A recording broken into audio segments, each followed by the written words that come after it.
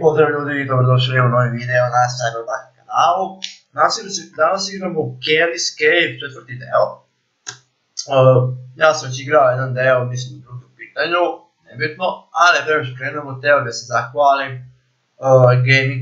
jednom gaming portalu, u pitanju je gaming.rs, obavezno posjetite, registrujte se da se družimo, a naravno sve krećemo video. Igra je inače 2D. Ja sam već malo igrao, pa sam dogradio pištolj ili te oružje na treći nivo. Ajde krećemo. Ovo nam je kao checkpoint. Imamo mač i imamo pištolj. Ovdje ćete inače pričati sa ženom, ja to nemam jer sam već uradio, kratki dijalog. Gore su na 3 health bara crveni, pare i neki novčići. Inače, u kovčezima možete dobijati health ili ti život. Bukvalno imate srce u kovčegu i to kad pokupite, to znači da ste si dopunili život. Ok, nadogradili smo se na drugi level, znači da pauziram. I ne mogu ništa, pa idemo odmah na back sa mišem. Ovaj kovčeg neću još da otvorim, jer će mi možda trebati. I sad moram ko kurva ovako, jel su neprijatelji poprilično jake.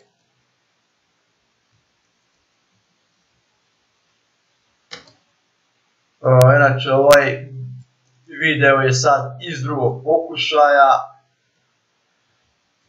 Snimio sam odličan video i bukvalno sam primetio da nemam svoj glas. Kovčeg smo otvorili, inače možete plivati, kao plivati. Daj da pokupimo ovaj kovčeg. Tako. Sama stvar kod ove igre je što je 2D i jako zanimljiva, prosta, prijatna na neki način i zanimljiva. Naravno ovo je i video gdje prvi put imamo facecam. Naravno vi predlažite vaše mišljenje šta bi mogli dodati, izmeniti u našim videima. Ako su to neki predlogi koje možemo ostvariti, to jest uraditi, naravno ja sam za, kao i Lemili Voskodi. Inače Lemili Voskodi sad ima mali problema, on je moj sad matura srednje škole, tako da samo osnove programiranja što smo krenuli da radimo, bit će, ali ne znam kad. Crkni, ovaj me izubijao već jedno 5 puta u prošlom videu, nisam mogao da ga pređem.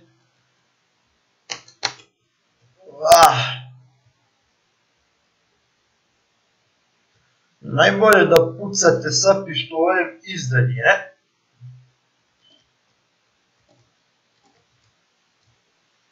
Opa, dobili smo regulator oružje. Straight forward fire, increase damage, ili ti nadogradili smo pištolj.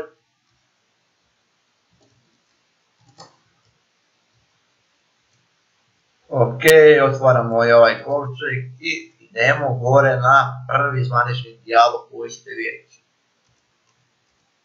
Vidjet ćete da ona objašnjava o neprijateljima, enforcerima, da su jaki. Naravno ja ih čitati neću. I dolazimo do drugog dela, to je pod nivoa. I sad ja još ne znam kako pravilno skakati. Oba.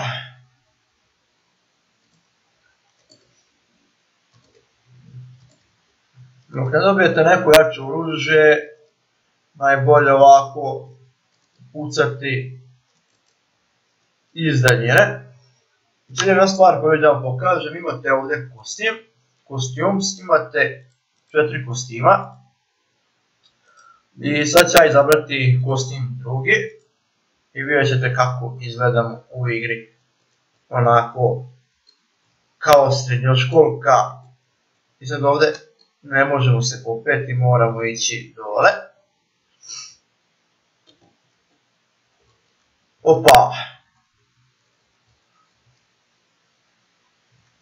Inače, ako u određenom u najboljem tajmingu na enforcera udarite vaš mač, zamahnete, možete odbiti njegovo oružje ili njegove, da kažemo, mačeve koje on baca.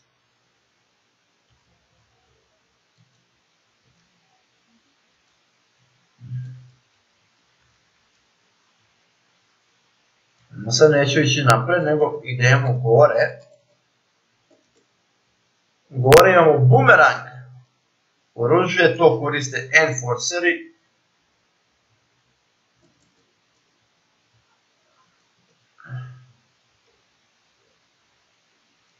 I odlična stvar je za njih.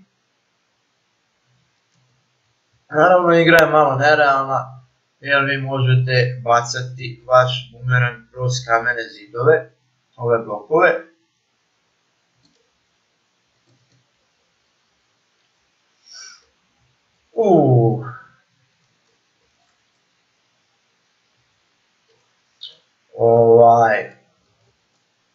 Link od igre za Steam će biti u opisu, ali ja sad idem dole po ovaj chest, ako me ovaj ne ubije.